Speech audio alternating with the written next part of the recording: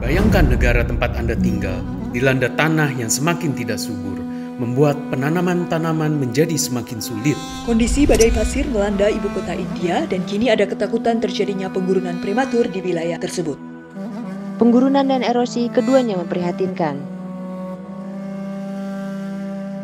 Tanah adalah habitat di mana miliaran kehidupan berkembang.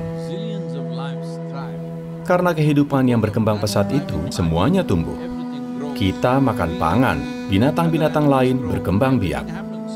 Semuanya terjadi karena tanahnya subur. Saat tidak ada kesuburan dalam tanah, maka Anda telah menelantarkan planet dengan banyak cara. Kita bicara tentang karbon, kita bicara tentang emisi, kita bicara tentang polusi di berbagai tingkatan. Sebelum itu semua, kita harus menyikapi masalah terpenting. Karena ada satu kesalahpahaman di dunia. Ada kampanye yang mengedepankan masalah sipil sebagai masalah lingkungan hidup. Saat ini, jika kantong plastik bertebaran di New York, ini bukan suatu masalah ekologi. Ini masalah sipil. Jika sungai-sungai kita terpolusi, ini bisa diperbaiki. Dalam 1 atau 2 tahun, jika Anda mendirikan kilang penyaringan yang diperlukan dan menegakkan hukum, masalah-masalah sipil ini bisa diperbaiki dengan sedikit penegakan dan kesadaran hukum. Tetapi, masalah yang sesungguhnya adalah tanah. Lembaga Perserikatan Bangsa-Bangsa dengan data ilmiah yang memadai secara jelas mengatakan kita memiliki tanah. Tanah pertanian untuk 80 hingga 100 panen lagi di planet ini. Tersisa 45 hingga 60 tahun lagi, kita punya tanah pertanian. Mereka menyebutnya kepunahan tanah. Anda pernah dengar tentang dinosaurus punah?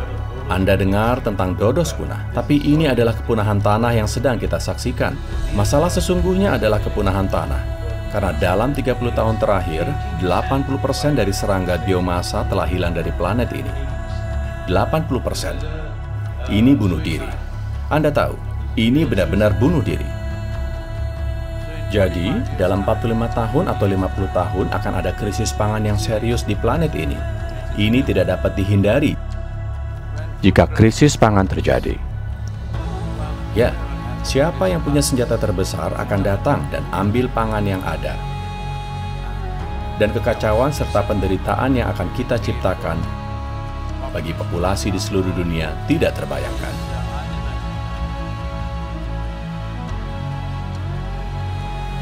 Jangan pikir hanya orang miskin yang akan mati. Mereka akan membunuh yang kaya dan yang kaya akan mati. Jadi, ini bukan untuk memberikan gambaran yang buruk. Ini suatu realita yang telah terjadi berkali-kali di sejarah kita. Dan sekali lagi, ini sedang diprediksi para ilmuwan terkemuka di dunia. Jadi apa yang akan kita lakukan?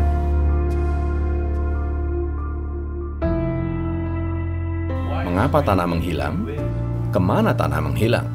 Apa yang merupakan pasir akan menjadi tanah jika Anda tambah kandungan organik ke dalamnya. Apa yang merupakan tanah akan menjadi pasir jika Anda menghilangkan seluruh kandungan organiknya. Jika Anda pergi ke hutan tropis, kandungan organik di dalam tanahnya lebih dari 70%. Di tanah pertanian biasa, kandungan organik minimal yang harus ada agar tanah dapat disebut sebagai tanah adalah 3 hingga 6%. 3% paling sedikitnya.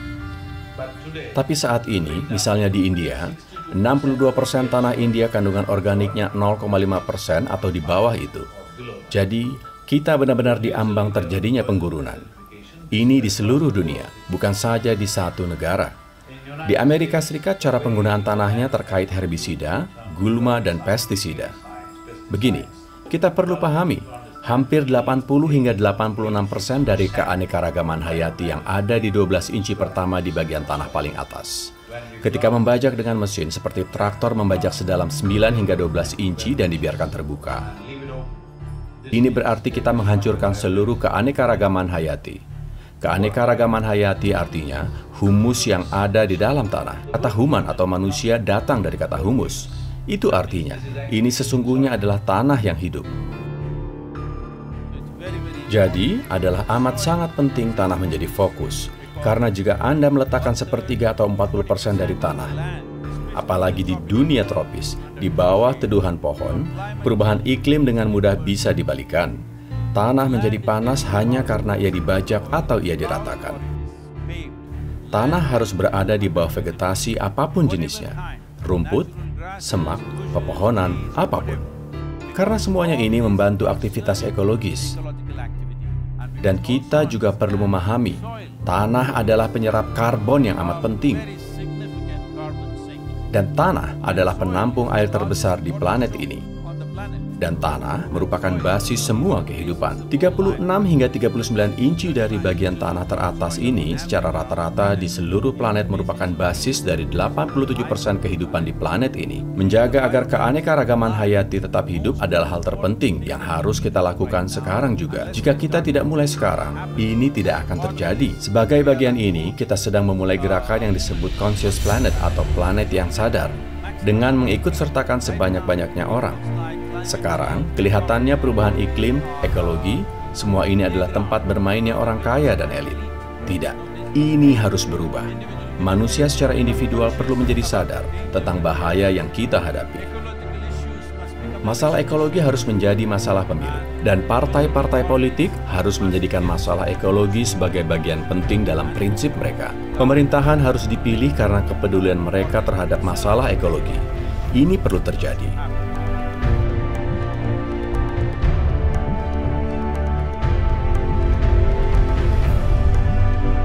Jadi kita lagi melihat bagaimana menyusun suatu rekomendasi kebijakan untuk 192 negara.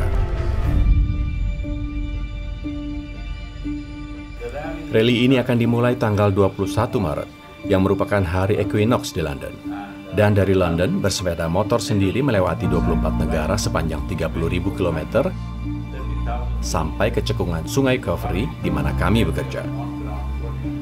Di sebuah cekungan sungai seluas 83.000 km persegi dan 5,2 juta petani bekerja di sana.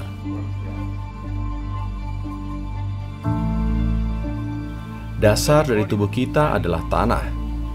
Tanpa tanah yang subur dan sehat, tubuh ini dan setiap kehidupan lain tidak mungkin bisa sehat. Jadi, dari sudut ekologi, dari segi perubahan iklim, hal terpenting adalah kita perlu suatu pendekatan yang sadar tentang cara kita mengelola tanah, cara kita meremajakan tanah kita, cara kita merevitalisasi tanah kita. Pendekatan secara sadar ini dan menciptakan sebuah planet yang sadar adalah yang terpenting. Tanpa melibatkan massa yang besar, hal ini tidak akan menjadi kenyataan. Karena kita adalah negara-negara demokratis, tanpa orang-orang berkata inilah yang mereka inginkan, ini tidak akan terjadi. Karenanya, mari kita ciptakan sebuah planet yang sadar. Mari kita wujudkan.